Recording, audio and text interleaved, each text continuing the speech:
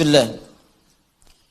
ثم بين سبحانه وتعالى أن أفضل شيء يطلبه العبد من ربه إنما هو هدايته. Kemudian Allah menerangkan kepada seluruh hambanya, jika ada permohonan, jika ada permintaan, jika ada kebutuhan yang ingin dimohonkan kepada Allah, anna afdala syai'in yatlubuhul abdu, maka yang paling utama yang harus kita mintakan kepada Allah, sekali lagi, yang paling utama. Jadi kalau Anda bingung nih, mau minta apa? Inilah gambarannya. Teman-teman sekarang dikasih tahu, Anda mau minta apapun akan dikabulkan seketika.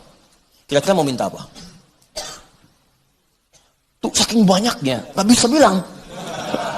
Nah, kalau sedang banyak yang dimintakan itu, ya sepakat para ulama dengan ayat ini, maka yang paling utama dimohonkan minta hidayah kepada Allah.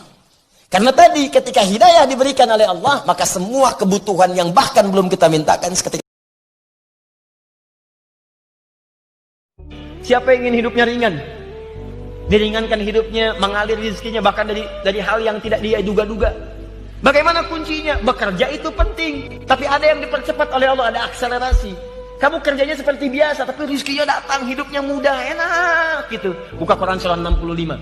Di akhir ayat kedua, di awal ayat ketiga. Wa may yattaqillaha yaj'al lahu makhraja wa yarzuqhu min haitsu la yahtasib. Siapa yang mampu meningkatkan takwanya kepada Allah, maka kami akan lepaskan dari kungkungan persoalan kehidupan. Kami berikan solusi dari setiap masalahnya. Bukan nggak punya masalah, tapi ketika akan menghadapi masalah diringankan oleh Allah Subhanahu wa taala. Wa yarzuqhu min haitsu la yahtasib. Rizkinya datang dari sisi yang tidak diduga-duga. Rizki jangan digambarkan dengan uang saja, jangan dengan materi saja. Ketenangan itu rizki, kenyamanan itu rizki, sehatnya anak-anak itu rizki, keturunan itu rizki. Ibu pernah nggak malam-malam merasakan kegelisahan, kadang mimpi nggak enak, gitu kan? Kadang perasaan gundah, itu setan bermain di situ. Setan. Tapi kalau ibu ucapkan Assalamualaikum, maka dia akan berkata pada kawannya, kita tidak punya tempat menetap di sini, kita keluar. Jadi tolong biasakan ya, masuk kamar, Assalamualaikum, ruangan, Assalamualaikum. Ya, ucapkan saya ulang dengan tegas. Ibu masuk kemana pun, ini nggak terlalu aneh sebetulnya. Ibu masuk ucapkan Assalamualaikum. Tidak dijawab normal, dijawab ya alhamdulillah gitu kan, waalaikumsalam.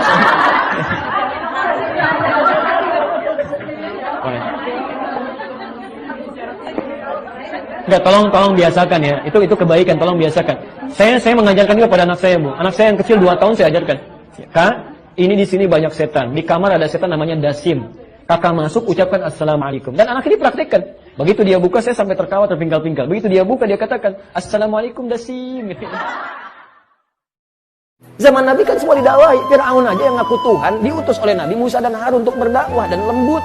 Quran surah 20 ayat 43 sampai 44. Idhaba ila fir'auna innahu tagha faqula lahu qawlan layyina la'allahu yatadhakkaru aw yakhsha. Musa dan Harun sekarang pergi ke Fir'aun. Dakwahi dia dengan lembut. Ya, dia sudah mulai menyimpang dari kedudukan. Dakwahi dia dengan lembut. Mungkin dengan kelembutan itu dia sadar dan mulai takut kepada Allah. Fir'aun ya ngaku Tuhan. Jahatnya luar biasa, hobi bunuh orang. Masih diminta oleh Allah kepada Musa dan Harun diperintahkan, jangan jauhi dia. Dakwahi dengan lembut, jangan kasari dia. Dakwahi dengan kelembutan, itu mungkin sadar. Teman ente itu bukan Firaun. Gak pernah ngaku Tuhan, sama-sama ke masjid. Kenapa Anda jadi kasar? Anda pun bukan Musa, Harun juga bukan. Anda Nabi bukan, Rasul juga bukan. Berdakwah kepada orang yang bukan Firaun, kenapa mesti kasar? Bisa dipahami ya? Turunnya ayat tentang hijab, ayat tentang jilbab itu disebabkan karena perempuan kalau keluar rumah itu selalu diganggu oleh preman. Sehingga satu kali, kalau akan buang hajat, masa Nabi itu belum ada toilet umum. Kalau ingin buang hajat ke kebun kurma, datang ke kebun kurma, di jalan diganggu oleh preman-preman di Madinah. Diadukan pada Rasulullah, turunlah ayat tentang hijab atau jilbab. Sejak saat itu diminta perempuan untuk berhijab. Apa tujuannya? Supaya dikenali dia seorang muslimah. Di ciri Anda seorang muslimah itu ada pada hijabnya. Ya, itu ciri muslimah. Sebetulnya Bu, pakai jilbab itu, ini saya berikan rahasianya ya, antara kita saja di sini.